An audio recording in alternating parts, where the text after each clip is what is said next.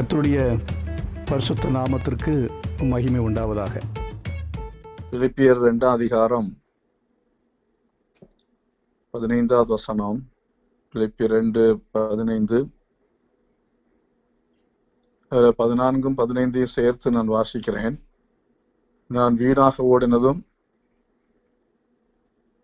வீணாக பிரயாசப்பட்டதும் இல்லை என்கிற மகிழ்ச்சி கிறிஸ்துவின் நாளில் எனக்கு உண்டாயிருப்பதற்கு ஜீவ வசனத்தை பிடித்துக்கொண்டு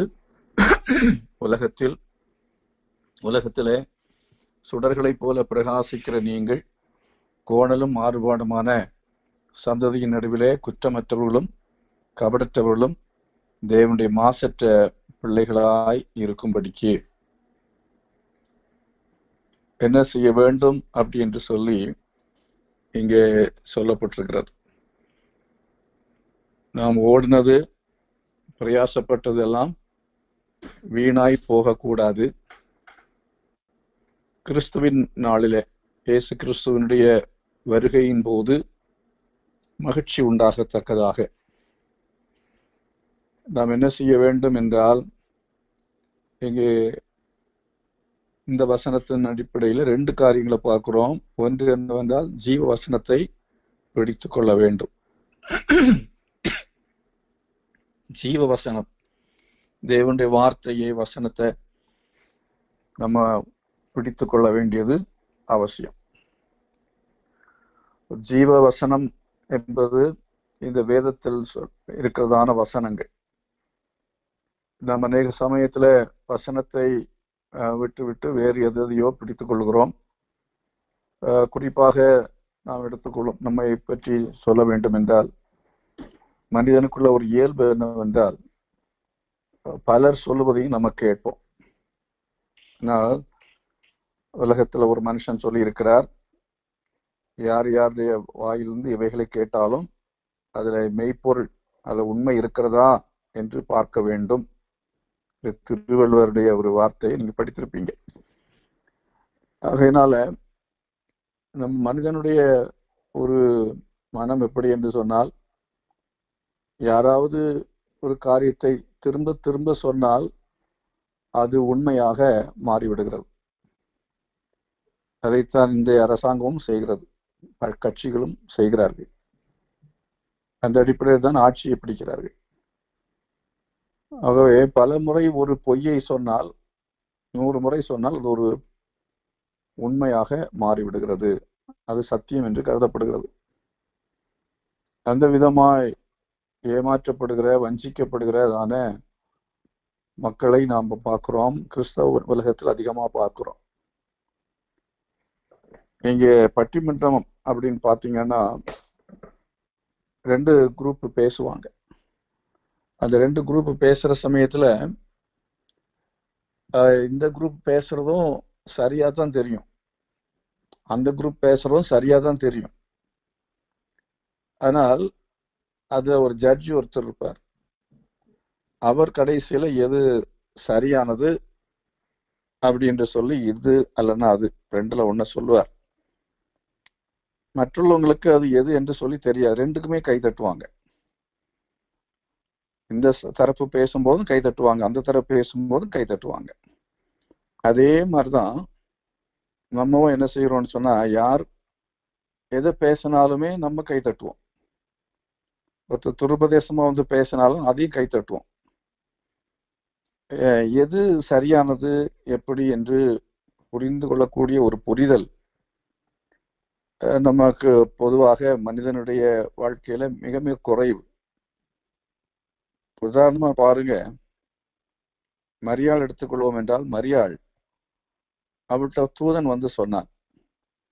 தூதன் வந்து அவளிடத்துல பேசின போது, தூதன் பேசினதான காரியத்தை, கிருபை பெற்றவளை நீ வாழ்க என்று சொல்லி அவன் ஒரு செய்தியை சொல்லுகிறான். அப்படி சொல்லும் போது இந்த வாழ்த்துதலை பற்றி அவள் சிந்தித்தாள். ஒருவர் வந்து நம்மிடத்துல நல்லா பேசினாலும் இவங்க யாரு, எதுக்காக இப்படி பேசுறாங்க, என்ன நோக்கத்துல பேசுறாங்க, இந்த ஆள் சரியான ஆள் தானா, உண்மையா தேவ தூதன் தானா, அல்ல உண்மையான ஊழியக்காரன் தானா, இவங்க சரியா நமக்கு தானே பார்க்கணும். இருதயத்தில் வைத்து அவள் சிந்தித்தாள் அப்படின்னு சொல்லி பார்க்கிறோம். இருதயத்துல வைத்து நம்ம என்ன செய்யணும்னா சிந்திக்கணும். அநேகர் நாம அப்படி என்ன செய்யறது இல்லை, சிந்திக்கிறது இல்லை. அதை அப்படியே உடனே நம்ம எடுத்துக்கொள்கிறோம். சிலர் என்ன பண்ணுவாங்கன்னா எல்லாத்தையும் ஓவரா சிந்திச்சிருவாங்க. எதையுமே எல்லாமே சந்தேக பார்வையோடு எல்லாத்தையுமே அப்படியே சிந்தித்து எதையுமே ஜட்ஜ் பண்ண தெரியாம போயிடுவாங்க. இப்ப ஜட்ஜ் மேல இருக்கிறாருன்னா ரெண்டு பக்கத்துல ஆர்குமெண்ட்டையும் கேட்கும்போது ரெண்டுமே சரியா தான் தெரியும்.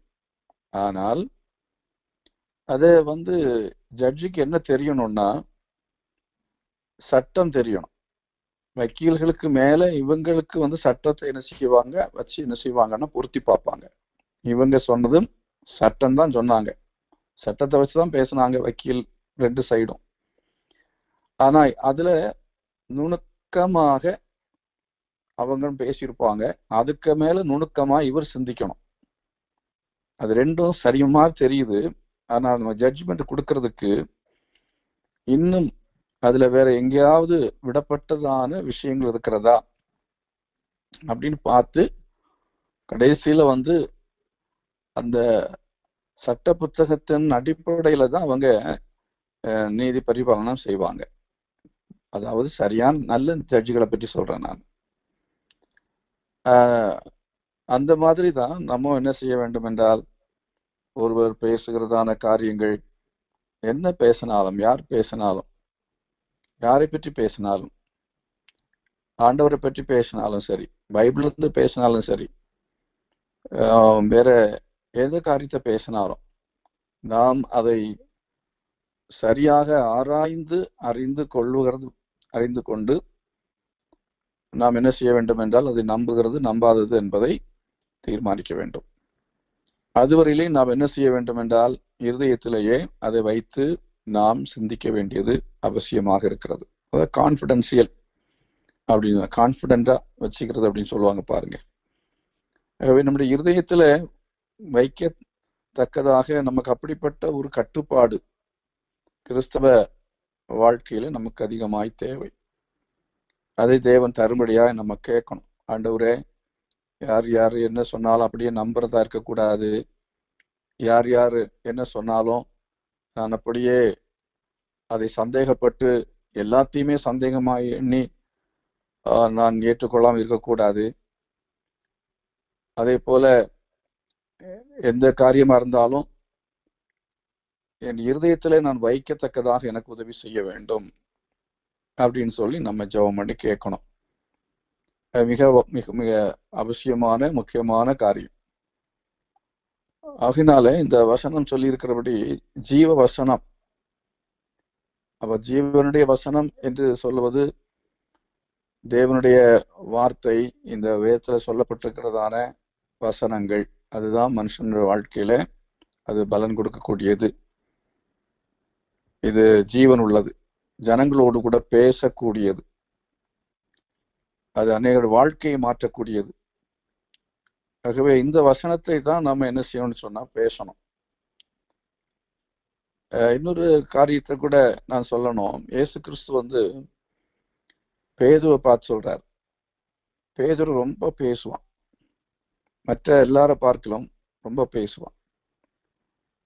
அதே போல யோவான் வித்தியாசமானாள். அவன் இயேசுவின் மார்பில் சாய்ந்திருப்பான். அவன் கடைசி வரையிலையும் அவன் ஒன்றும் பேச மாட்டான், ஆனா செயல்ல செஞ்சிருவான்.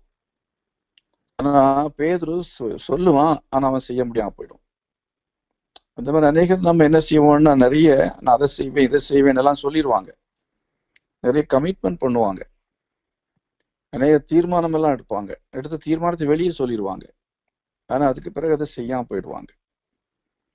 அது மட்டுமல்ல மற்றவங்களுக்கு நிறைய ஆலோசனை கொடுக்கறவங்களா மாறுவாங்க. இதெல்லாம் இந்த உலகத்துல நம்ம பார்க்குற பலவிதமான கேரக்டர்ஸ்கள். பேதுரு போல உள்ள கேரக்டர்ஸ்கள் உண்டு. அதைத்தான் நான் சொன்னதான அந்த டைப் ஆஃப் பீப்புள். அவன் பாருங்க, அவன் அந்த மாதிரி நிறைய அவன் நினைக்கிற காரியத்தை எல்லாம் பேசிடுவான். காவலிலும் சாவிலும் பின்பற்றுவேன், யார் மறுதளிச்சால் நான் மறுதளிக்க மாட்டேன் அப்படின்லாம் சொன்னான். ஆனா செய்தானா? இல்லை. அவன் மறுதளித்தான் அப்படின்னு சொல்லி பார்க்கிறோம். ஆனா யோவான் அப்படி செய்யல. யோவான் எதையுமே பேசுனதாக நாம பார்க்க முடியாது. ஆனால் கடைசி வரையிலையும் அவன் இயேசுவை என்ன செய்தான்னா பின்பற்றினான். இயேசு அவனுக்கு கையில ஒரு முக்கியமான பொறுப்பை கொடுத்தார். அவருடைய தாயை கவனிக்கணும் கொடுத்தாரு. அது மட்டுமல்ல, கடைசியில அவனுக்கு கொடுக்கப்பட்ட வெளிப்பாடுகள் பார்க்கும் பொழுது மற்ற எல்லாரை விட அதிகமான வெளிப்படுத்தல்களை கர்த்தர் கொடுத்தார். ஆக அந்த மாதிரி ரெவலேஷன் நமக்கு வரணும்னு சொன்னா நம்மகிட்ட ஜீவ வசனம் இருக்கணும். உண்மையாக என்னன்னா நம்ம வாழ்க்கையில எதை கை கொண்டு பேசுகிறவளா இருக்க வேண்டும். வெறும் நம்ம நாட்டுல அதிகமா சொல்லப்படுற ஒரு வார்த்தை என்னன்னா, இப்ப அதிகமா பேசப்படுறது, ஒருத்தரை பற்றி பேசுவாங்க, அவர் என்ன பண்றாரு, வாயில வடை சுடுறாரு. அநேகமாக பத்திரிகை இந்த ஊடகங்கள்ல மற்றவங்க பேசுற ஒரு வார்த்தை, ஒருவரை பற்றி சொல்லுகிற வார்த்தை, வாயில் வடை சுடுகிறவர் சொல்லுவாரு, நிறைய சொல்லுவாரு, மாத்தி மாத்தி சொல்லுவாரு அப்படிங்கிறது இருக்கக்கூடாது. நம்முடைய வாயில ஜீவ வசனம் இருக்க வேண்டியது அவசியமாக இருக்கிறது. நம்முடைய நாவில் ஜீவனும் மரணமும் இருக்கிறது என்று சொல்லி இருக்கிறது. அநேக சமயத்துல நம்ம என்னன்னா, வேத வசனங்கள் அதிகமாக நம்ம எடுத்துக்கொள்ளும் என்றால் அவைகள் விசுவாசத்தை ஊட்டக்கூடிய வார்த்தைகளாக இருக்கிறது, ஊக்கப்படுத்துகிற வார்த்தைகள். அந்த மாதிரிப்பட்ட வார்த்தைகள் தான் வேதத்துல இருக்கிறது. அதாவது நேர்மறையாய் நாம் பேச வேண்டியவைகள். சில சமயத்துல எப்பவுமே சாபமான வார்த்தைகளை பேசி ஆக்கினை, தீர்ப்பு, மரணம், சாபம் என்கிறதையே பேசி பேசி ஜனங்கள் என்ன செய்வார்கள், ஜீவனுக்கு பதிலாக மரணத்தை அடைந்து விடுவார்கள்.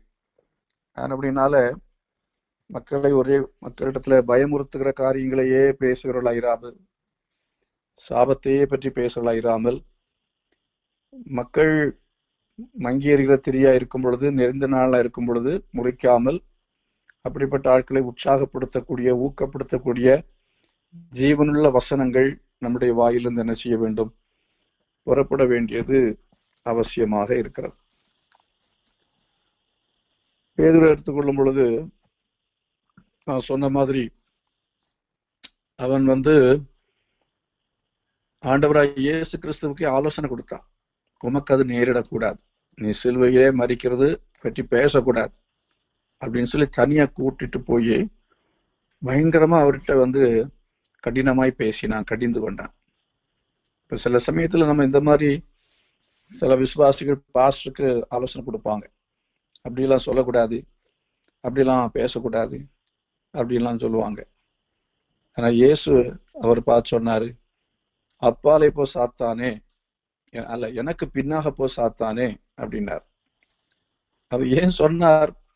அவனை சாத்தான் சொல்லல, அவனுக்கு உள்ளே இருந்தவனை பேச வைத்தது, நீ எனக்கு இடர்லா இருக்கிறாய் அப்படின்னு சொன்னார். அவனுக்குள்ளே இருந்தவனை பேச வச்சது பரிசுத்த ஆவியானவர் அல்ல. அவன் ஞானஸ்நானம் எடுத்தவன் தான், அவன் இயேசுவோடு கூட நடக்கிறவன் தான், அவனும் அற்புதங்கள் எல்லாம் செய்து கொண்டுதான் இருக்கிறான். ஆனாலும் அவனுக்குள்ளே இருந்து பிசாசு என்ன செய்கிறான், பேசுகிறான். அப்போ நல்ல நம்ம புரிந்து கொள்ள வேண்டும். ஒரு பாஸ்டரா இருந்தாலும் அவர்கிட்ட பரிசுத்த ஆவியானவன் பேசுவார், சில சமயத்துல சாத்தானும் பேசுவான். ஆகவே பாஸ்டர்ஸ் ஆலோசனை கேட்டு அவங்க சொல்றதெல்லாம் சரின்னு நம்ம எடுத்துக்கொள்ள முடியாது. கர்த்தர் என்ன சொல்லுகிறார் என்கிறதை அவரவர் கேட்டு அதை தெரிந்து கொள்ளக்கூடியவர்களா இருக்க வேண்டும். அது மிக மிக முக்கியமானது. அவர் என்ன சொல்வார், இவர் என்ன சொல்வார் என்று பார்த்து தீர்க்கதரிசிகளை தேடி ஓடி போகக்கூடாது. பாஸ்டர் நம்ம பாஸ்டர், அவர்கிட்ட இருந்து ஆண்டவர் மட்டும்தான் பேசுவார் அப்படி என்றும் நினைத்து விடக்கூடாது. யார் பேசினாலும், எத்தனை வயசில் உள்ளவர்களா இருந்தால், எவ்வளவு அனுபவசாலிகளா இருந்தாலும் சரி, எல்லாருக்கும் பெரியவன் தான் பேதுரு, சின்னவன் தான் யோவான். ஆகவே வயது வித்தியாசம் இதற்கு கிடையவே கிடையாது. எந்த பதவியில் இருக்கிறார்கள் என்பது முக்கியமல்ல. யாருடைய வாயிலிருந்தும் தவறான ஆலோசனைகள் வரக்கூடும், தவறான வழிகாட்டுதல்கள் வரக்கூடும். இயேசு அவர் பிதாவோடு கூட இணைந்திருந்தபடினால் அவருக்கு அது தெரிந்தது. அவர் புரிந்து வைத்திருந்து, அவர் அதை அறிந்து வைத்திருந்து, இது சாத்தானுடைய உபதேசம், ஆலோசனை என்று அவர் அதை நிதானித்து பகுத்தறிந்தார். அந்த விதமாக பகுத்தறியக்கூடியதான அறிவை தேவன் நமக்கு என்ன செய்ய வேண்டும்? தர வேண்டியது அவசியம். அதை ஆண்டவர்கிட்ட கேட்கணும். ஆண்டவரே, யார் என்னிடத்துல என்ன சொன்னாலும் சரி, எந்த பிரசங்கத்தை கேட்டாலும் சரி, முதலாவது வேத வசனத்திலே அவைகள் இருக்கிறதா அப்படிங்கிறத தெரிந்து கொண்டால்தான் நாம் என்ன செய்ய முடியும் என்றால் பிழைக்க முடியும். இல்லை என்றால் குழம்பி விடுவோம். வசனத்தை அரைகுறையாய் தெரிந்து கொண்டு நாம் பிரசங்கத்தை கேட்கவோ பலர் சொல்வதையும் கேட்போம் என்றால் குழப்பம் வந்துடும். ஆகவேதான் பரிசுத்த வேதாகமத்தை நாம் அதிகமாய் என்ன செய்யணும்னா படிக்கணும். வேதாகமத்தை அதிகமாய் நம்ம வாசிக்கணும். வேதத்துல ஆதியாகமம் முதல் வெளிப்படுத்தல் வரையிலையும் நம்ம வாசிக்கிறோம். அதை வாசிக்கிறது எப்படி வாசிக்கிறோங்கிறது தான் ரொம்ப முக்கியமான விஷயம். அதை நாம வெறும் எழுத்துக்களை வாசித்து அப்படி முடியக்கூடாது. என்ன அது இருக்கிறது அப்படின்ட்டு நமக்கு அநேக சமயத்தில் தெரிகிறது இல்லை. ஆகவே அதில் இருக்கிற உபதேசங்களை, சத்தியத்தை நாம் என்ன செய்யணும்? அறியும்படி வாசிக்கணும்.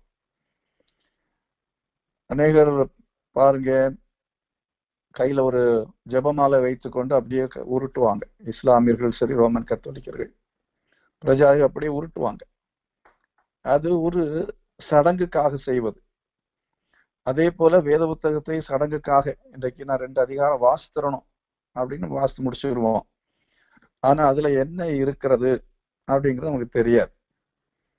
அதுல இருக்கிற சத்தியம் என்ன அப்படிங்கிறது நமக்கு தெரியாது. உதாரணமா தாவீது சாலமோன் எப்படிப்பட்டதான ஆட்களை எல்லாம் எதிரெல்லாம் வச்சிருந்தான் அப்படின்னு சொல்லி ஒரு அதிகாரத்தை சொல்லி இருக்கு. அதுக்கு முந்தின அதிகாரங்களை பார்க்கும் பொழுது தாவீதுடைய காலத்தில் இருந்த பராக்கிரமசாலிகளை பற்றி சொல்லி இருக்கு. அப்ப அது எல்லாத்தையும் ஒரு கதையா வாசித்துட்டு நம்ம போயிடலாம். ஆனா அதுல இருக்கிற சத்தியம் என்ன, உண்மை என்ன, அது நடைமுறை கருத்து என்ன அப்படிங்கிறத பார்க்கணும். சில அதுல இப்போ சாலமோனை பற்றி சொல்லும்போது அவனுடைய அரண்மனை விசாரிப்புக்காரன், ஆகாரத்தை பற்றி விசாரிக்கிறவன், அப்படி பல ஆட்கள் எல்லாம் அங்க இருந்தாங்க அப்படின்னு போட்டிருக்கோம். இதெல்லாம் நம்ம எதுக்கு வாசிக்கணும்? சில சமயத்துல அந்த மாதிரி யோசிச்சுட்டு சும்மா கடை வாசித்து முடிச்சிருவோம். எந்த வேதத்தின் பகுதியா இருந்தாலும் அதுல நமக்கு நாம் கடைபிடிப்பதற்கென்று ஒரு சத்தியம் இருக்கிறது. உதாரணமா அந்த பகுதியை வாசிக்கும் போது நிர்வாகம் அப்படின்ட்டு யோசிக்கணும். எப்படி நம்ம நிர்வாகம் செய்வது? இப்போ சாலமோனுடைய நிர்வாகம் மட்டும் நல்ல இன்னொரு ஆழமா சிந்திச்சோம்னா, சிஸ்டம், ஒரு அமைப்பு, அரசாங்க அமைப்பு. இப்போ அந்த அரசாங்கத்துக்கு ஒரு அமைப்பு இருந்தது. சாலமோன் தன்னிச்சையா எல்லாத்தையும் தானாகவே செய்ய முடியாது, செய்யவில்லை. ஒவ்வொன்றுக்கும் ஆட்கள் எதுக்கு எந்தெந்த துறையில யார் தலைவர்களாக இருந்தார்கள் என்றால் அந்த தலைமைக்கு கீழே பல ஆட்கள் பல காரியங்களை செய்கிறவர்கள் இருந்தார்கள். அப்படிங்கிற அளவில் நம்ம சிந்தித்து நாம் அப்படிப்பட்ட விதத்துல சிஸ்டமேட்டிக்காக குடும்பத்தை நடத்துறோமா, சிஸ்டமேட்டிக்காக சபையை வச்சிருக்கிறோமா அப்படிங்கிறத யோசித்து அதுக்கு இணையாக சாலமோன் செய்தது போல, தாவீது செய்தது போல, வெற்றியாய் ராஜ்யங்களை ஆட்சி செய்தது போல நாம் வெற்றிகரமாய் குடும்பத்தை நடத்த, அதே போல சபையை நடத்த, இன்னும் சொல்ல போனால் நம்முடைய ஆவிக்குரிய ஜீவியத்திலே நிர்வாகம் பண்ணுவதற்கு அப்படிங்கிற பல கண்ணோட்டங்களிலே நாம் என்ன செய்ய வேண்டும் என்றால் அவைகளை நமக்கு ஏற்றதை எடுத்துக்கொள்ள வேண்டும். சிலர் என்ன செய்வாங்கன்னா, மற்றுள்ளவங்களுக்கு பிரசங்கத்திற்காக என்ன சொல்லலாம், இவங்களுக்கு என்ன சொல்லலாம் அப்படின்னு சொல்லி பைபிளை படிப்பாங்க. அப்படி அல்லாமல் நமக்கு இதை எப்படி அப்ளை பண்ணலாம் அப்படி என்று சொல்லி நாம் ஒவ்வொரு அதிகாரத்தை படிக்கும்போது அதுல இது எனக்கு என்ன இருக்கிறது, நான் அதுல எதை இன்றைக்கு தெரிந்து கொள்ள வேண்டும் அப்படிங்கிறதுல நம்ம படிக்கணும். பல இடங்களிலே வந்து இன்னும் ஆழமாக பரலோகத்தின் ரகசியங்கள் கொடுக்கப்பட்டிருக்கும், உபதேசங்கள் கொடுக்கப்பட்டிருக்கும். இதெல்லாவற்றையும் நம்ம சரியாய் தெரிந்து வைத்திருந்தால்தான் தவறாய் நம்மிடத்துல யார் பேசினாலும், தவறாய் நாம் எதை டிவியில அல்லனா யூடியூப்ல கேட்டாலும் உடனே நமக்கு தெரியும், ஓ இது தவறு. ஒரு அரை மணி நேரம் ஒருத்தர் பேசுவார், எல்லாம் கரெக்டா இருக்கும், ஆனா இடையில ஒரு பாயிண்ட் அங்க மிஸ்டேக் வந்திருக்கும். அவருடைய விஷத்தை இல்லைன்னா அவருடைய உபதேசத்தை அங்க புகுத்தி இருப்பார். நிறைய பேர் யூடியூப்ல வர எல்லாரும் நம்ம ஆட்கள், நம்ம பாஸ்ட் மாதிரி இல்லைன்னா நம்ம ஸ்தாபனத்தை சேர்ந்தவங்க அப்படின்னு நினைச்சிடக்கூடாது. ஒவ்வொருத்தரும் வேற வேற டாக்டரின்ஸ் உள்ளவங்க, ஒவ்வொருத்தரும் ஒரு டாக்டரின்ஸ் உள்ளவங்க. பேப்டிஸ்ட்ல இருந்து பேசுவாங்க, இயேசுவி நாமத்துல இருந்து பேசுவாங்க, ஓய்வு நாள் ஆசரிப்பு பண்றவங்க பேசுவாங்க. அவங்க யாருன்னு நமக்கு பைபிள்ல இருந்து எடுத்து பேசுவாங்க. இப்படி பேசுறதான ஆட்கள். இப்ப எல்லாத்தையுமே நம்ம என்ன செய்யணும்னா இருதயத்துல வச்சு சிந்திக்கணும். அப்படி பார்த்து நாம சிந்தித்து இருக்கணும். நாம வந்து வேத வசனத்தை என்ன செய்ய வேண்டும் என அறிந்து கொண்டு, வேத வசனத்தை நம்ம புரிந்து கொண்டு எல்லாத்தையும் ஏற்றுக்கொள்ளாமல், எல்லாத்தையும் நம்ம என்ன செய்யணும்னு சொன்னா நம்பாமல், இந்த ஆவிகள் தேவனால் உண்டாயிருக்கிறவைகளோ என்று நாம் என்ன செய்யணும், ஆராய்ந்து பார்க்க வேண்டும். அடுத்தது என்னன்னா, உலகத்திலே சுடர்களை போல பிரகாசிக்கிற நீங்கள், உலகத்துல சுடர்களை போல பிரகாசிக்கிற நீங்கள். அப்போ உலகத்துல வந்து நம்ம பிரகாசிக்கணும். வசனத்தை நாம் உடையவர்களா இருக்க வேண்டும், அதை நம்முடைய வாழ்க்கைக்கு அபியாசப்படுத்த வேண்டும், அதை பற்றிய ஒரு பகுத்தறிவு நமக்கு சரியா இருக்க வேணும். அப்பதான் நம்ம வஞ்சிக்கப்படாம இருப்போம். அது வந்து செல்ஃப் டிஃபென்ஸ், நம்மை நாம் பாதுகாப்பதற்கென்று வசனம். அப்ப நம்ம பாதுகாக்கிறதுக்கு, நம்ம கவலையில விழாம மன அழுத்தங்களுக்குள்ள விழுந்து அமிழ்ந்து போகாமல் இருப்பதற்கு, நம்ம வஞ்சிக்கப்படாமல் இருப்பதற்கு, இப்படி பாவத்தில் விழாமல் இருப்பதற்கு எல்லாமே வசனம், ஜீவ வசனத்தை நாம் பிடித்துக் கொள்கிறோம். அடுத்ததாய் சொல்லப்பட்டிருக்கிறது என்னவென்றால், உலகத்திலே சுடர்களை போல பிரகாசிக்கிற நீங்கள் பயன்பட வேண்டும். சூரியன் என்ன செய்கிறது, நட்சத்திரம், சந்திரன் எல்லாமே மக்களுக்கு ஒளி கொடுக்கிறது. ஆகவே மற்றுள்ளவர்களுக்கு நாம் நற்செயல்களை செய்வதற்கு, மற்றுள்ளவர்களை நாம கிறிஸ்துவ, அதாவது நம்ம பரலோகத்துக்கு நேராய் வழி நடத்துவதற்கு, ஒரு விளக்கை வைத்திருக்கிறவன் அதை முன்னாலே கொண்டு போகும்போது இடராமல் ஜனங்கள் முன்னாலே நடந்து போவார்கள். அந்த விளக்கை தான் நம்பி போகிறார்கள். அதே போல இருளிலே இருக்கிறதான இந்த உலகத்தின் ஜனங்கள், அநேகர் ஆலோசனை தெரியாமல் தவிக்கிற ஜனங்கள், தடுமாறுகிற ஜனங்கள், குழப்பத்தில் இருக்கிறவர்கள், தற்கொலை செய்து விடலாமா என்று இருக்கிறவர்கள், இப்படி ஏராளமான நிலைமையில இருக்கிறதான ஜனங்கள், இவர்களுக்கு நம்ம சுடர்களை போல என்ன செய்யணும், பிரகாசிக்க வேணும். நாம் அவர்களுக்கு முன்பதாக வழிகாட்டியாய் இருக்க வேண்டியது அவசியமாக இருக்கிறது. நம்ம இடத்துல வந்து வெளிச்சம் இல்லை என்றால் நாம் என்ன செய்ய முடியாது, யாரையும் வழிகாட்ட முடியாது. அதைத்தான் நான் செவ்வாய்க்கிழமையில பேசினேன். நாம் வந்து ஒரு லீடரா இருக்கணும்னா நம்ம கிட்ட விளக்கு இருக்கணும், நம்ம கிட்ட வெளிச்சம் இருக்கணும், நமக்கு ஆலோசனை சொல்ல தெரியணும். வசனம் சரியா தெரியலைன்னா, நமக்கு சரியானபடி வெளிச்சம் இல்லைன்னா, வெளிப்பாடு இல்லை, தேவனுடைய ஆலோசனை நமக்கு வெளிப்படணும். ஒரு ஆள்கிட்ட பேசிட்டு இருக்கிறோம், ஆலோசனை கேட்கறாங்க, அப்போ நம்ம எதையாவது ஒண்ணு சொல்லணுங்கிறது இல்லை, ஆண்டவர்கிட்ட நம்ம கேட்கணும். அப்படி தேவன் நம்மை நமக்கு உள்ளுக்குள்ள ஒரு வெளிச்சம் தருவார். அத வசனம் நமக்கு நல்லா தெரிஞ்சிருக்கணும். ரெண்டாவது அனுபவம் நமக்கு இருக்கணும். நமக்கு அனுபவம் இல்லைன்னா அநேக சமயத்துல வந்து தவறாக ஆலோசனை சொல்லிடுவோம். தேவன் நமக்கு வசனத்துல இருந்து எடுத்து சொல்ல வைப்பார். ரெண்டாவது அனுபவத்திலிருந்து எடுத்து சொல்ல வைப்பார்.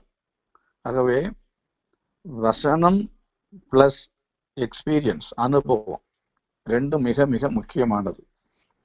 நம்ம வாழ்க்கையில ஒரு அனுபவம் இல்லைன்னா நம்ம மற்றவங்களுக்கு ஆலோசனை சொல்வது என்பது கடினமாய் போயிடும். ஆகவே கவுன்சிலிங், அட்வைஸ், ஆலோசனை அப்படின்னு நம்ம மற்றவங்களுக்கு கொடுக்கணும்னா, பிள்ளைங்களுக்கு கொடுக்கணும்னா கூட நம்ம பைபிள் நல்லா படிக்கிறோம், பைபிள் படிக்கிறதுக்கு தடை வரும், ஜெபிக்கிறதுக்கு தடை வரும். இந்த மாதிரிப்பட்டதான காரியங்கள் எல்லாவற்றையும் மேற்கொள்ளுகளா இருந்தால் தான் நம்ம என்ன செய்ய முடியும்னா அடுத்தவங்களுக்கு அட்வைஸ் சொல்ல முடியும். ரொம்ப கஷ்டமான காரியம். பைபிள் படிக்கிறது எளிது, ஆனால் அதே வேளையில நம்ம கைக்குள்ள நினைக்கும் பொழுதுதான் நமக்கு நிறைய என்னன்னா பிரச்சனைகள் வரும், தடைகள் வரும்.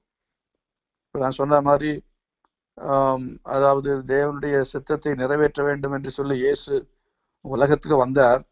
ஆனால் அது நிறைவேற்ற விடாதபடிக்கு அங்கே பேதுரு இடரலாய், நீ எனக்கு இடரலாய் இருக்கிறாய், தேவனுக்கு ஏற்றபடி சிந்தியாமல் மனுஷனுக்கு ஏற்றபடி சிந்திக்கிறாய் அப்படின்னு சொல்றாரு பாருங்க. அந்த மாதிரி நாம அங்க வசனத்தை சொல்லிருக்கிறபடி கோணலும் மாறுபாடுமான சந்ததி நடுவில் இருக்கிறோம். நம்ம இருக்கிறதான வாழுகிறதான மக்கள், நம்மளுடைய அட்மாஸ்பியர், சூழ்நிலை எல்லாமே கோணல், மாறுபாடு. எதுக்கு கோணல், எதற்கு மாறுபாடு? நாம அதாவது சரியானபடி ஊழியம் செய்ய, இல்லை கர்த்தருக்காக எதையாவது செய்யணும், முன்னேறணும், ஊழியம் செய்யணும், ஜெபிக்கணும், குடும்ப ஜெபம் பண்ணணும், இல்லை வேற ஒரு காரியத்தை நல்ல ஒரு தீர்மானம் பண்ணிட்டு இறங்குங்க, செய்ய ஆரம்பிங்க. ஏதாவது ஒரு விதத்துல உங்களுக்கு அதாவது முட்டுக்கட்டையாக பல காரியங்கள் வரும், பல காரியங்கள் உங்க இடையூறாக வரும், அதாவது தடையாக வரும், டிஸ்கரேஜ்மெண்டாக வரும். அந்த விதமாய் காரியங்கள் எல்லாம் தான் அதாவது தோல்வியை கொடுக்கக்கூடியவைகள். அதுல வெற்றியை பெற்று ஆண்டவரே நாங்க பிரகாசிக்கணும் அப்படின்னு சொல்லி நம்ம ஜெபிக்க வேண்டியது அவசியமா இருக்கிறது. இந்தியாவில் பிரைம் மினிஸ்டராக ராகுல் வரணும் அப்படின்னு சொல்லிட்டு எல்லாரும் சொல்லி விரும்புறாங்க. ஆனா ராகுல் பிரைம் மினிஸ்டர் ஆகணும்னா எதிர்கட்சி, இப்ப இருக்கிற கட்சி அவங்களுக்கு நிறைய தொல்லை கொடுக்கணும். சில சமயத்துல ஜெயிலுக்கே போக வேண்டியது வரும்.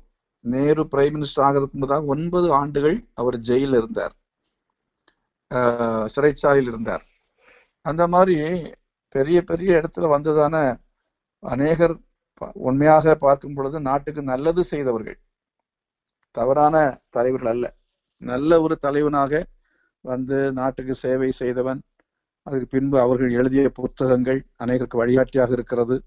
அப்படிப்பட்ட நல்ல தலைவர்கள் அவர்கள் உருவாக்கப்பட்டது சிறைச்சாலையில் அல்லது கொடுமையான இடங்களிலே. நெல்சன் மண்டேலாவை பற்றி நம்ம பார்க்கிறோம். ஆகவே நம்ம சுடர்களை போல பிரகாசிப்பது அப்படிங்கிறது எளிதான காரியமே அல்ல. அது பெரிய சவாலான காரியம். எந்த அளவுக்கு நாம் கடினமான அனுபவங்களை மேற்கொள்ளுகிறோமோ அதை பொறுத்துதான் சுடர்களாக நாம் என்ன செய்ய முடியும், பிரகாசிக்க முடியும். ஒரு ஜெபக்குழு தலைவராக இருந்து அடுத்த நிலைமைக்கு நீங்க மேலே வர வேண்டும் என்று சொன்னால் அதற்கு சுடர்களை போல நீங்கள் பிரகாசிக்க தக்கதான அனுபவங்கள் உங்களுக்கு தேவை. வசன அறிவு தேவை மாத்திரமல்ல, வசனத்தின்படியான வாழ்க்கை அடிப்படையில் உள்ள அனுபவம் நமக்கு தேவைப்படுகிறது. அதற்காக நாம் என்ன செய்ய வேண்டும், ஜெபிக்க வேண்டியது அவசியமாக இருக்கிறது. அது மட்டுமல்ல, 15ஆம் வசனத்துல சொல்லி இருக்கிறது, தேவனுடைய மாசற்ற பிள்ளைகளாய் இருக்கும்படிக்கு கோணலும் மாறுபாடுமான சந்ததியின் நடுவிலே குற்றமற்றவர்களும் கபடற்றவர்களும் தேவனுடைய மாசற்ற பிள்ளைகளாய் இருக்கும்படிக்கு. அப்போ நமக்கு சூழ்நிலை சரியில்லை, கூட இருக்கிறவங்க சரியில்லை, அப்படி என்ன இருந்தாலும் சரி, பக்கத்து வீடு சரியா இல்லை, இந்த தெருவில் இருக்கிறவங்க சரியா இல்லை, நம்ம இருக்கிற தேசம் நமக்கு சரியா இல்லை, எல்லாம் கோணல் மாறுபாடாக இருக்கிறது.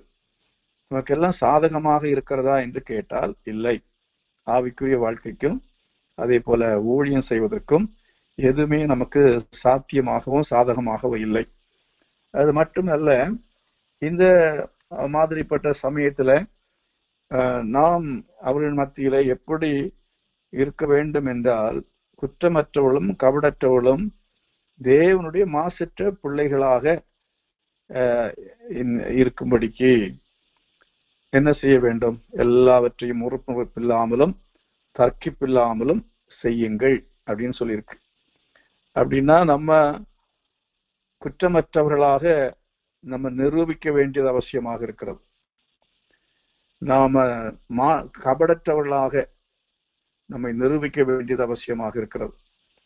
தேவனுடைய மாசற்ற பிள்ளைகள், அதாவது மாசு தூசி கூட இல்லாம அப்படிப்பட்ட ஒரு சுத்தமான ஒரு அனுபவம், வாழ்க்கை. மனசாட்சி சுத்தமா இருக்கணும், நம்முடைய கைகள் சுத்தமா இருக்கணும், வாய் சுத்தமா இருக்கணும்.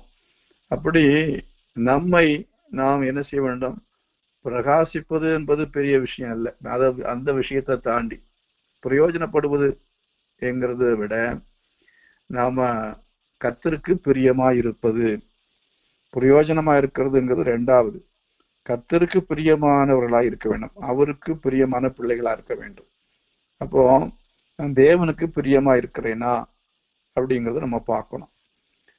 அப்போ தேவனுக்கு பிரியமாய் நம்ம இருப்பதற்கு ரெண்டு காரியம். ஒண்ணு என்னன்னா, குற்றமற்றவளும் கபடற்றவளும் தேவனுடைய மாசற்ற பிள்ளைகளுமாக இருந்து அவருக்கு பிரியமான பிள்ளைகளா இருக்கணும்னா, எல்லாவற்றையும் முறுமுறுப்பில்லாமலும் தர்க்கிப்பில்லாமலும் செய்யணும்.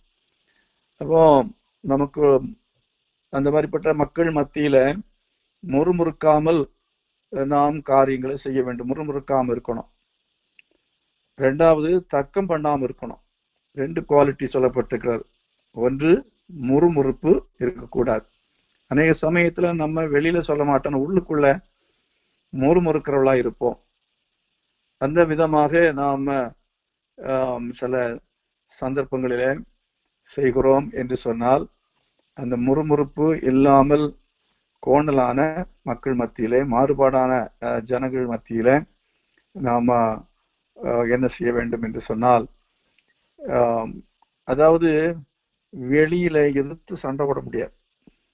வெளியில எதிர்த்து என்ன செய்ய முடியாது? சண்டை போட முடியாது. அப்படிப்பட்டதான இடத்துல என்ன பண்ணுவோம்? உள்ளுக்குள்ளேயே நம்ம முறுமுறுப்போம். நம்முடைய இருதயத்துக்குள்ளேயே நம்ம அதை முறுமுறுப்போம். அந்த அவங்களுக்கு வேற வேலை இல்லை, அது அப்படி இப்படி அப்படி சொல்லி நமக்குள்ளாலேயே அந்த ஒரு முறுமுறுப்பான சிந்தனையிலே ஒரு முறுமுறுப்பு வரும். அதாவது ஒரு எதிராய் நாம் அதை பேசுவது, நினைப்பது, எண்ணுவது, எதிர்த்து பேசல, உள்ளுக்குள்ள எதிர்க்கிறோம். வெளியில வந்து என்ன செய்ய முடியாது? அந்த இதை காட்ட முடியாது. கோணலான ஜனங்கள், மாறுபாடான ஜனங்கள் தான். ஆனா அவர்கள் மத்தியில நம்ம எதிர்ப்பை வெளியில காட்ட முடியவில்லை. ஆனா உள்ளுக்குள்ளால முறுமுறுப்பு, இல்ல வாயில சில முணுமுணுப்பு இதெல்லாம் இருக்கும். என்னங்க முறுமுறுக்கிற, என்னென்ன ஒண்ணு முணுமுணுத்துட்டு இருக்கிறீங்க அப்படின்னு கேட்டா, இல்ல நான் ஒண்ணும் அப்படி சொல்லலை, இப்படி சொல்லலன்னு சொல்லிட்டு போயிடுவோம். அந்த மாதிரி என்னன்னா, சபையில பாஸ்டர்கிட்ட வந்து நேரடியாக ஒன்றும் கேட்க முடியாது. ஆனா ஒரு முறுமுறுப்பு, என்ன மற்ற எல்லாரும் மத்தியில ஒரு முறுமுறுப்பு இருக்கும். ஆகவே சில சமயத்துல, அதாவது நாத்தான் தீர்க்கதரிசி நேரே தைரியமா போனார். ராஜா என்ன பண்ணாலும் பண்ணிட்டு போட்டோம், பரவாயில்ல, நம்ம போய் சொல்லுவோம் அப்படின்னு போய் சொன்னதுனாலதான் அவர் திருந்தினார். அவரை மறுபடியும் ஆண்டவர் எடுத்து பயன்படுத்தினா பரலோகத்துக்கு போனார். அதே போல நாம் என்ன செய்யணும்னா, போய் தைரியமா சொல்லக்கூடியவங்களா இருக்க வேண்டும். உண்மை என்ன, தைரியம் போல்டா சொல்லலாம். ஒருவேளை நம்ம சொல்லுவது சரியா இல்லை என்றால் மற்றவர்கள் இல்ல அது அப்படி இல்லை எப்படின்னு சொன்னால், அது சில சமயத்துல நமக்கு நல்லதாக படலாம், அது நல்லது இல்லாம படலாம். அவங்க சொன்னது நல்லதாக இருக்கலாம் அல்லது தவறாக இருக்கலாம். தர்க்கம் பண்ணாமல், அதுல தர்க்கம் பண்ணாமல் ஐ எம் சாரி அப்படின்னு சொல்லிட்டு அந்த இடத்துல நாம் குற்றமற்றவர்களும் மாசல்லாதவர்களுமாக, ஒரு சண்டைக்காரனா இல்லாதபடி, சமாதானத்தை நம்ம இழந்துடக்கூடாது, ஐக்கியத்தை நம்ம இழந்துடக்கூடாது. அன்பும் ஐக்கியம் மிக மிக முக்கியமானது. சத்தியம், பரிசுத்தம் அப்படின்னு சொல்லிட்டு நம்ம வெட்டு கத்தி வச்சு எல்லாரையும் வெட்டி கொலை பண்ணக்கூடாது. அந்த மாதிரி நம்ம சமாதானத்தை கெடுக்கக்கூடிய அளவுல சூழ்நிலைகள் இல்லாமல் பார்த்து கொள்ள வேண்டும். அது மிக மிக பிரதானமான காரியம். அநேக சமயத்துல நம்ம பக்தி வைராக்கியத்தின் அடிப்படையில சண்டை போட்டுக்கிட்டு இருப்போம். நம்ம தேவனோடு நம்ம ஐக்கியம் ஜெபம் பண்றோம், எல்லாம் சரி. ஆனா மனுஷரோடு கூட உள்ள ஐக்கியம் அது பிரதானமானது. அது மிக மிக முக்கியமா. அது இல்லாமல் தேவனோடு கூட உள்ள ஐக்கியம் என்பது வரவே வராது. வேதத்துல கடைசியாக ஒரு சில வசனங்களை நம்ம வாசிக்கலாம். அதாவது எப்படி நம்ம அப்படி கோணல் மாடு ஜனங்கள் மத்தியில நம்ம ஜீவிக்க முடியும் அப்படின்னு சொல்லி நம்ம பார்க்கும் பொழுது, சங்கீதத்தின் புஸ்தகம் 5ஆம் அதிகாரத்துல 7வது வசனத்தை நம்ம படிப்போம் என்றால், சங்கீதத்தின் புஸ்தகம் 5ஆம் அதிகாரத்துல 7வது வசனம், சங்கீதம் 5:7 இங்க படிச்சு பாருங்க. மேலே சொல்லும் பொழுது, நீர் துன்மார்க்கத்துல 3ஆம் வசனத்துல சொல்றார், நான் காலையிலே உமக்கு நேரே வந்து ஆயத்தமாகி காத்திருப்பேன் அப்படின்னு சொல்லிட்டு கீழே சொல்றார் பாருங்க. வீம்புக்காரனுடைய நிலை நிற்க மாட்டார்கள், அக்கிரமக்காரர் யாவரையும் வெறுக்கிறீர், பொய் பேசுகிறவர்களையும் அழிப்பீர், இரத்த பிரியனையும் சூதுள்ள மனுஷனையும் கர்த்தர் என்ன செய்கிறார், அருவருக்கிறார் அப்படின்னு எல்லாம் சொல்றார். அதெல்லாம் சொல்லிட்டு அடுத்த வசனம் பாருங்க, நானோ உமது மிகுந்த கிருபையினாலே உமது ஆலயத்துக்குள் பிரவேசித்து உமது பரிசுத்த சன்னதிக்கு நேரே பயபக்தியுடன் பணிந்து கொள்வேன் அப்படின்னு சொல்ற பாக்குறோம். ஆகவே மற்ற ஜனங்கள் அவர்கள் வீம்புக்காரர்கள் பற்றி சொல்றாரு, துன்மார்க்கர் பற்றி சொல்றாரு, போய் பேசுறவர்களை பற்றி சொல்றாரு. ஆனா நான் என்னன்னா அப்படி ஒரு வாழ்க்கையை வாழாமல், இப்ப நான் துன்மார்க்கராய், வீம்புக்காரனாய், ஒரு அக்கிரமக்காரனாய், போய் பேசுகிறவங்களுக்கெல்லாம் வாழ்க்கையில முடிவு என்ன, நிலைமை என்ன என்கிறதை அவர் புரிந்து கொண்டு, அப்படின்னா கோணலும் மாறுபாடுமான ஜனங்கள் யார்? துன்மார்க்கர், அதே போல வீம்புக்காரர், அதே போல அக்கிரமக்காரர், அதே மாதிரி போய் பேசுகிறவர்கள், இரத்த பிரியர், சூதுள்ள மனுஷர் அப்படின்னு நீங்க பல வகையை சொல்றார். அப்ப இவர்கள் போல நான் வாழாமல் இவர்கள் மத்தியில நான் என்ன செய்வேன், நானும் இந்த மாதிரிப்பட்ட ஜனங்கள் மத்தியில உமது மிகுந்த கிருபை, அந்த கிருபையை நம்பி கிருபையை பற்றி கொண்டு என்ன செய்வேன், உமது ஆலயத்துக்குள் பிரவேசித்து, முதல்ல கிருபை தான், ஆலயம் 2வது தான். சிலர்லாம் ஆலயத்துக்கு போவாங்க, கிருபையை விட்டுருவாங்க. ஆகவே தேவனுடைய கிருபைக்கு தேவை தாழ்மை. தாழ்மை இல்லாம நான் ஜெபம் பண்ற ஆள், நான் ஜெபம் நடத்துற ஆள், நான் ஆலயத்துக்கு தவறா போகிற ஆள், அதே மாதிரி கொடுக்கிற ஆள், அப்படி ஊழியம் செய்கிறது ஆள் அப்படின்னு சொல்லி இதுலயே பெருமை பாராட்டி கொண்டிருப்போம். ஆவிக்குரிய பெருமை அப்படி இல்லாம முதல்ல நம்ம தேவ கிருபையை பெற்றுக்கொள்ளணும், கிருபையை பற்றி கொள்ள வேண்டும். அப்போ நானும் உமது மிகுந்த கிருபையினாலே உமது ஆலயத்துக்குள் பிரவேசித்து உமது பரிசுத்த சன்னதிக்கு நேரே பயபக்தியுடன் பணிந்து கொள்வேன். எதுவா இருந்தாலும் ஆவிக்குரிய ஜீவியம் என்பது கிருபையினால்தான் என்பதை இங்கே அவர் சொல்லி பேசுகிறத பார்க்கிறோம். 2வது 17ஆம் அதிகாரத்துல 15வது வசனம், 17வது அதிகாரம் 15வது வசனம் அங்கே நான் படிக்கும்போது அங்க என்ன சொல்றார் பாருங்க. முன்னால உள்ள வசனங்கள் என்ன சொல்லி இருக்கிறது, அவர்கள் 10ஆம் வசனத்துல படிக்கிறோம், நினந்துண்ணி இருக்கிறார்கள். அப்போ கோணலும் மாறுபாடுமான ஜனங்கள் எப்படி இருக்கிறாங்களாம், நினந்துண்ணி இருக்கிறார்கள், நல்ல கொழுப்பா இருக்காங்க, வாட்ட சாட்டமா இருக்கிறாங்க. அது மட்டும் அதனால அவங்க தங்கள் வாயினால் வீம்பு பேசுகிறார்கள். பேசுறதெல்லாம் கொழுப்பா பேசுறான்னு சொல்லுவோம். ரொம்ப பயங்கரமா நம்ம பற்றி காரியங்களை எதிராக பேசுவார்கள், நம்ம தீமையாய் பேசுவார்கள், நம்ம பரியாசம் பண்ணுவாங்க, கிண்டல் பண்ணுவாங்க. நாங்கள் செல்லும் பாதைகளில் இப்பொழுது என்னை வளைந்து கொண்டார்கள், எங்களை தரையிலே தள்ளும்படி அவர்கள் கண்கள் எங்களை நோக்கி கொண்டிருக்கிறது, பீறுகிறதுக்கு ஆவலுள்ள சிங்கத்துக்கும் மறைவிடங்களில் பதிவிருக்கிற பால சிங்கத்துக்கும் ஒப்பா இருக்கிறார்கள். அப்போ கோணலும் மாறுபாடுமான ஜனங்களுடைய குவாலிட்டியை பற்றி இங்க பார்க்கிறோம். இதெல்லாம் அவங்கள பற்றி சொல்லி இருக்கிறது. இப்படி அது மட்டுமல்ல, அவர்கள் அதாவது இம்மையில் 14ஆம் வசனம், இம்மையில் தங்கள் பங்கை பெற்றிருக்கிற உலக மக்கள். இந்த ஆட்கள் வந்து இந்த உலகத்துல நல்ல அவங்க பங்கு பெற்றிருக்கிறாங்க. இந்த உலகத்தோடு அவர்களுக்கு ஆசீர்வாதம் சுதந்திரம் எல்லாம் அதாவது முடிவடைந்து விடும்.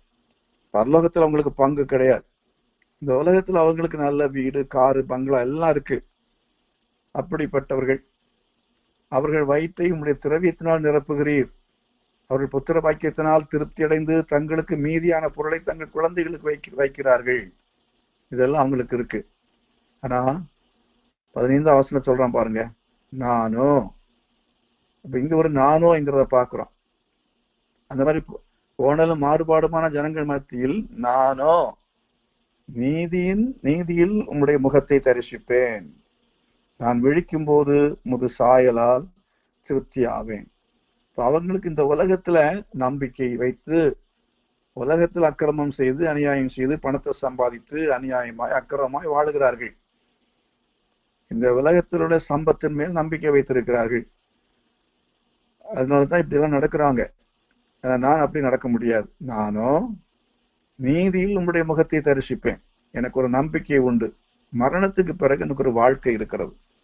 இந்த வாழ்க்கையில நான் உம்மை தரிசிப்பேன், உம்முடைய சாயலால் நான் திருப்தியாவேன், பரலோகத்துல எனக்கு சுதந்திரம் உண்டு அப்படிங்கிற அந்த நம்பிக்கையை உடையவர்களாக இருக்க வேண்டும். 3வது 22 அதிகாரம் 6வது வசனம், 22 அதிகாரம் 6வது வசனத்தை நம்ம படிக்கும்போது, நானும் ஒரு புழு, மனுஷன் அல்ல, மனுஷரால் நிந்திக்கப்பட்டும் ஜனங்களால் அவமதிக்கப்பட்டு இருக்கிறேன் அப்படின்னு சொல்றத பாக்குறோம். என்ன சொல்றாரு? என் தேவனே ஏன் என்னை கைவிட்டீர்? நான் கதறி சொல்லும் வார்த்தைகளை கேட்கல, ஜெபத்துக்கு பதில் கிடைக்கவில்லை. ஆனா அதே வேளையில அதை சொல்லுகிறதான தாவீது என்ன சொல்றப்பா 2ஆம் வசனத்துல சொல்றாரு, நான் பகலிலே கூப்பிடுகிறேன் உத்தரவு கொண்டீர், இரவிலே கூப்பிடுகிறேன் எனக்கு அமைதல் இல்லை. 3ஆம் வசனத்துல இருந்து சொல்லும் போது, இஸ்ரவேலில் துதிகளுக்குள் வாசமாயிருக்கிற தேவரீரே பரிசுத்தர் அப்படி சொல்லிட்டு, உமக்கு என்ன இல்லை, நீர் சரியில்லை, தெய்வம், நீர் நீதி உள்ளவர் அல்ல, நீர் பட்சபாதம் உள்ளவர் அப்படி இப்படின்னு அவரை என்ன செய்யவில்லை, தூஷிக்கவில்லை. அவர் கர்த்தரை துதிக்கிறத பார்க்கிறோம். அது மட்டுமல்ல, பிதாக்கள் நம்பிக்கை வைத்தார்கள் இடத்துல, நம்பின் அவளை விடுவித்தீர், உம்மை நோய் கூப்பிட்டு தப்பினார்கள், உம்மை நம்பி வெட்கப்பட்டு போகாதிருந்தார்கள். அவங்களுக்கு ஏற்கனவே எங்களுடைய பிதாக்களுடைய வாழ்க்கையில அநேக அற்புதங்களை செய்திருக்கிறது கர்த்தர். நீர் வந்து அற்புதங்களை செய்கிறவர், நம்புகிறவர்களை நீ நிச்சயமாய் கைவிடுகிறவர் அல்ல, நீ பதில் கொடுக்கிற கர்த்தர் அப்படிங்கிறதை அவன் அறிக்கையை செய்து விட்டு அவன் சோர்ந்து போகவில்லை. அவன் என்ன சொல்றான் பாருங்க, நானோ ஒரு புழு, மனுஷரால் நிந்திக்கப்பட்டும் ஜனங்களால் அவமதிக்கப்பட்டும் இருக்கிறேன் என்று சொல்லி தன்னை என்ன செய்கிறான், தாழ்த்துகிறதை பார்க்கிறோம். அதாவது நான் வந்து கர்த்தருக்கு முன்பதாக அவன் நிறுத்தி பார்க்கும் பொழுதும் சரி, பிதாக்களுக்கு முன்பதாக அவன் நிறுத்தி பார்க்கும் பொழுதும் சரி, அவன் அதெல்லாம் பெற்றுக்கொள்வதற்கு அவன் தகுதி நான் உள்ளவன் அல்ல. இதெல்லாவற்றையும் ஆண்டவர் எனக்கு செய்யணும், என் ஜெபத்துக்கு பதில் கொடுக்கணும், இப்படி டிமாண்ட் பண்றதுக்கு நான் யார் அப்படின்னு சொல்லி அவன் தன்னை தாழ்த்துகிறதை பார்க்கிறோம். ஆகவே நம்ம குறித்து ஏதோ நான் வந்து ஜெபிக்கிறாள், நான் வந்து வேதம் வாசிக்கிறாள், நான் தசமபாகம் கொடுக்கிறாள், நான் கேட்ட அப்படி ஆண்டவருடன் நமக்கு செஞ்சிடணும் அப்படி என்று நாம் நினைக்க கூடாது. மற்றவர்களை அழிப்பதற்காக, மற்றவர்களுக்கு வந்து ஆண்டவர் நமக்கு விரோதமாய் செயல்படுகிற ஆட்களை கர்த்தர் அப்படியே இல்லாமல் ஆக்கணும் அப்படின்னு எல்லாம் நம்ம சொல்லி ஜெபம் பண்ணுவோம். ஆனா கர்த்தருக்கு பதில் கொடுக்கவே மாட்டார். தேவன் அவளை குறிப்பிட்ட காலவரையிலையும் அப்படியே வைத்திருப்பார்.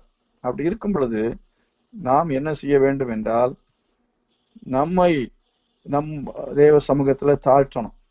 மற்றவர்கள் மத்தியில நம்ம தாழ்ந்து போக வேண்டும். நான் ஒரு பெரிய ஆள் அப்படிங்கிற அந்த அடிப்படையில் அல்ல. ஒரு பெரிய ராஜா தான்.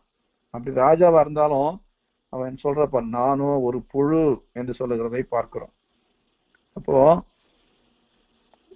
குற்றம், அதாவது கோணலும் மாறுபாடுமான ஜனங்கள் மத்தியில கர்த்தருக்கும்பாகவும் மனுஷனும்பாகவும் நம்ம பெரிய அதிகாரம் நமக்கு இருக்கு, நமக்கு பெரிய பதவி இருக்கிறது, இல்லைன்னா பணம் இருக்கிறது என்றோ அழகு இருக்கிறது என்றோ நினைக்காமல் அவர்கள் முன்பாக நான் என்னை தாழ்த்துகிறேன் என்று சொல்லி எப்பவுமே நாம் தாழ்த்துவோம் என்றால் நிச்சயமாகவே உலகத்தை என்ன செய்ய முடியும்?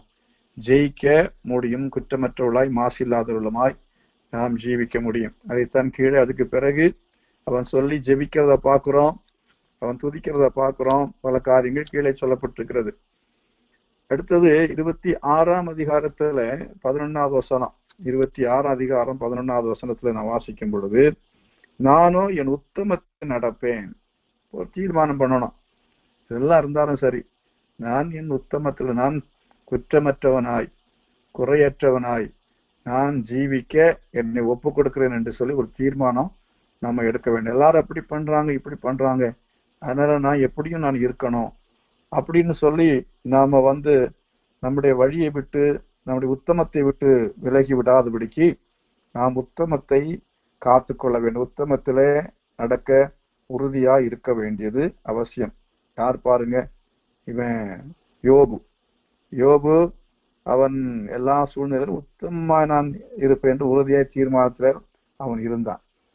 அது மட்டுமல்ல, 31ஆம் அதிகாரம் 11ஆம் வசனம், 31:11 வாசிக்கிற சமயத்துல மறுபடியும் சொல்றான் பாருங்க, நானும் கர்த்தாவே உம்மை நம்பி இருக்கிறேன், நீரே என் தேவன் என்று சொன்னேன். அப்போ உம்மை நம்பி இருக்கிறேன். அப்போ இந்த எல்லா நெருக்கங்கள் வந்தாலும், சூழ்நிலைகள் வந்தாலும், பொல்லாத மனுஷர்களால நமக்கு பல தீமையான காரியங்கள் வந்தாலும், கர்த்தர் மேல நம்ம நம்பிக்கை உள்ள மக்களாய் நாம் இருக்க வேண்டியது அவசியமாய். நம்ம நம்பிக்கை விட்டுறக்கூடாது. அதாவது நம்ம முழுமையாக கிவ் அப், அதாவது அப்படின்னு சொல்லுவாங்க ஆங்கிலத்துல, முழுமையாக மனசு விட்டு போறது அப்படின்னு சொல்லுவாங்க பாருங்க. மனசு விட்டு போக கூடாது. நம்ம பாஷையில சொல்ல போனா அதுதான், நானும் கர்த்தா உண்மை நம்பி இருக்கிறேன், என்ன வந்தாலும் சரி மனசு விட்டு போக மாட்டேன், நீர் நம்பி இருக்கிறேன், நீர் எனக்கு நியாயம் செய்வீர், நீர் என்னை காப்பாற்றுவீர், என்னை விடுவிப்பீர், என்னை உயர்த்துவீர், என்னை நிலைநிறுத்துவீர் அப்படி என்று சொல்லி நாம் அவர் மேல் நம்பிக்கை உள்ளவர்களா இருக்க வேண்டியது அவசியமா இருக்கிறது. 55:16, நானோ தேவனை நோக்கி கூப்பிடுவேன், கர்த்தர் என்னை ரட்சிப்பார். அப்போ நம்ம என்ன செய்யணும்னா, நம்ம எல்லாவற்று மத்தியிலையும் ஜெபம் பண்ணுகிறவர்களா இருக்க வேண்டும். ஜெபத்தை விட்டு விடக்கூடாது. ஜெபம் பண்ணுகிறவர்களா இருக்க வேண்டும். நானும் தேவனை நோக்கி என்ன செய்வேன்? கூப்பிடுவேன். எப்பெல்லாம் கூப்பிடுவானா? அந்தி சந்தி மத்தியான வேளைகளிலே நான் கர்த்தரை நோக்கி என்ன செய்வேன்? கூப்பிடுவேன். கர்த்தர் என்ன செய்வார்? விடுவிப்பார் அப்படின்னு சொல்லி அவன் சொல்லுகிறத நம்ம பார்க்கிறோம். ஆகவே இங்கே இதோடு முடித்து விடவில்லை. இன்னும் நீங்கள் நானோ அப்படிங்கிறதான இந்த விதமாய் தாவீது சொல்லுகிறதான மற்றுள்ள இடங்களையும் நீங்க என்ன செய்யலாம்? தேடி அதை வாசித்து தியானித்து பார்க்கலாம். 16ஆம் வசனம், 59:16, நானோ உம்முடைய வல்லமையை பாடி காலையிலே உம்முடைய கிருபையை மகிழ்ச்சியோடு புகழுவேன். நீர் எனக்கு இந்த தஞ்சமும் உயர்ந்த அடைக்கலமா நீர் அப்படின்னு சொல்லி அவன் சொல்றத பார்க்கிறோம். நல்ல சந்தோஷமா இருக்கணும், மகிழ்ச்சியா இருக்கணும். காலையிலேயே எழும்பி நாம் ஆண்டவர் துதித்து மகிமைப்படுத்தி நம்ம சோம்பலா இல்லாம உற்சாகமா இருக்கணும், மகிழ்ச்சியா இருக்கணும் அப்படிங்கிறத கடைசியா பார்க்கிறோம். ஆகவே கோணலும் மாறுபாடுமான ஜனங்கள் மத்தியில குற்றமற்றவர்களும் மாசு இல்லாதவர்களுமாய் இருக்கும்படிக்கு நாம் செய்ய வேண்டியதான காரியங்களை குறித்து நம்ம பார்த்தோம். இவைகளை மற்றவர்களுக்கும் நீங்கள் என்ன செய்யுங்கள்? பகிர்ந்து பேசுங்கள், சொல்லுங்கள். இவைகளை மற்றவர்களும் எடுத்து போட்டு கேட்கும்படி ஷேர் பண்ணுங்க. யூடியூப்ல இது வரும், ஜெபிக்கலாம். ஜெபம் பண்ணுகிறேன். நல்ல ஆண்டவரே, இந்த நாளிலேயும் இந்த இணைப்பில வந்திருக்கிற நம்முடைய பிள்ளைகளுக்காய் ஸ்தோத்திரம். இதே செய்திகளை கேட்க போகிறவர்கள், அதே மாதிரி ஆன்லைன்ல கேட்டுக்கொண்டிருக்கிறவர்கள் எல்லாரையும் கர்த்தர் ஆசீர்வதிக்க வேண்டும் என்று நாங்கள் ஜெபிக்கிறோம். கர்த்தாவே உமக்கு ஸ்தோத்திரம். தேவன் தாமே வசனத்தின்படி வாழ எங்களுக்கு கிருபை தர வேண்டும் என்று கேட்கிறோம் ஆண்டவரே. சாத்தான் எங்களுக்குள் இருந்து கிரியை செய்யக்கூடாது கர்த்தாவே. அப்படி எங்கள் மத்தியில அவன் கிரியை செய்கிறதை நாங்கள் கண்டுபிடித்து நாங்கள் ஞானமுள்ளவர்களாய் எங்களை காத்து கொள்ளத்தக்கதாக கிருபை தர வேண்டும் என்று கெஞ்சுகிறோம். எப்படியாவது எங்களை பிரகாசத்தை கெடுக்க வேண்டும்.